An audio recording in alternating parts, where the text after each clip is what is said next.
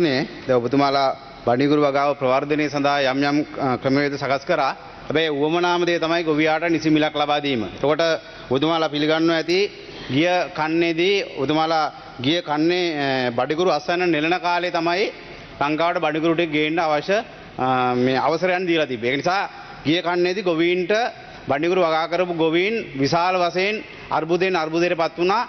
මිලක් ලැබුණේ නැහැ. ගොවීන් නැත්තරම නැති වුණා. දැන් ඔබතුමා මේ පුරෝකථනය කරලා තියෙනවා බඩිගුරු එක කිලෝ එකක් රුපියල් 135ක් තමයි සහතික මිලක් දෙන්නේ කියලා. එතකොට ඔබතුමා මෙතනම ඉදිරිපත් කරද්දිම කෝ 110ක වගේ නිෂ්පාදන මිලක් යනවා කියලා. ඔබතුමා හරියට හදලා බලන්න.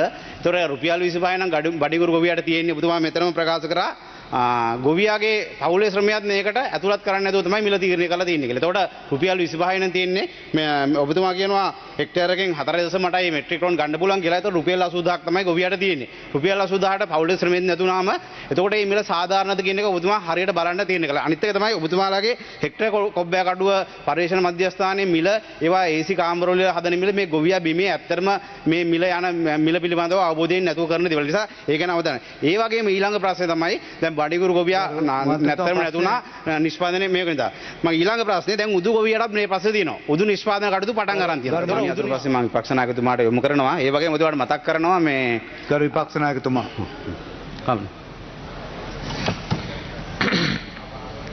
අතුමනි මම මේ ප්‍රශ්නය යොමු කරන්නේ පහුගිය දිනවල ඔබතුමා සඳහන් කරපු අම්පාර මොනරාගල අනුරාධපුර වැනි ප්‍රදේශවල ගියාම ගොවි ජනතාව මතු කරපු ප්‍රශ්නයක් මම ඔබතුමාට යොමු කරන්නේ. ඇත්ත වශයෙන්ම බඩේරිඟු වලට 140ක සහතික මිලක් ලබා දුන්නා. හැබැයි එහෙම සහතික මිලක් ලබා දීලා මෙට්‍රික් ටන් ලක්ෂ 3ක් ආනයනය කරා. ඒක කරපු හැටියෙම මිල අඩු වුණා 120ට 115ට. දැන් ඔබතුමා දැනගන්නට ඕන ඇත්ත වශයෙන්ම දින 110ක් විතර යනවා මේ වගා කටයුතු සම්පූර්ණ කරන්න.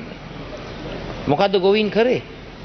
දින 70න් 80න් මේ ක්‍රියාවලියේ තිබෙන පාඩුව නිසා ගස් පිටින් වික්කා කිලෝ එක රුපියල් 25ට. මම මේක හදපු කතාවක් නෙවෙයි, මේක ගොවීන්ගෙන්ම ආපු දෙයක්. මොකද ගොවීන් තීන්දුව කරා දින 70කට පස්සේ තව දින 40ක් රිලවුන්ගෙන් වඳුරුන්ගෙන් ඉත්තෑ වගේ මේ වගාව ආරක්ෂා කරනට වැඩිය ලාභයි අර වගේ මිල පහළ වැටීමක් තිබියදී ගස් පිටින් උදුරලා අරගෙන විකුණන්න. ඉතින් මම ඔබතුමාගෙන් අහන්න කැමති දැන් මෙච්චර 2020 පෝර තහනම එනකොට මේ රටට ආනයනය කරේ මෙට්‍රික් ටන් 1,78,000යි. ඔබතුමා හොඳින් දන්නවා මහවැලි බල ප්‍රදේශවල අස්වැන්න සාමාන්‍ය බල ප්‍රදේශවලට වැඩිය 3 ගුණයක්. දැන් 2018 2019 සේනා දළඹ වගේ ප්‍රශ්න තියෙන කාලෙත් මේ වගේ ආනයනය කිරීමක් සිදු කරේ නැහැ. ඉතින් ඇත්ත වශයෙන්ම සත්‍ය කතාව ඔබතුමන්ලා පොරොන්දු වුණ සහතික මිල ලැබුණෙත් නැහැ. ඒ සහතික මිල ලබා දෙනවයි කියලා මෙට්‍රික් ටන් ලක්ෂ 3ක් ආනයනය කරනකොට මිනිස්සු මොකද්ද කරේ? දින 110 වගාවට යන්නේ නැතුව දින 70න් පඳුරු පිටින් අරගෙන ගහ වික්කා ඒ බඩේරිඟු ඇටේ වෙනුවට. මං අහන්න කැමති ඔබතුමාලගේ දැන්වත් සැලැස්මක් නැද්ද? ඔය ඔබතුමා සඳහන් කරන්නේ මහාචාර්ය බුද්ධිමාරම්භේ එතුමගෙන් අහන්නකො මේ ප්‍රශ්නේ. කරු විපක්ෂ නායකතුමා එතුමගෙන් අහන්න. අවසන් මං ඔබතුමන් ඉල්ලීමක් කරනවා ලබන කන්නේට හරි කරුණා කරලා පැහැදිලි තිරසර වැඩ පිළිවෙලක් ක්‍රියාත්මක කරන්නට ඇයි ඔබලා කටයුතු කරන්නේ නැත්තේ?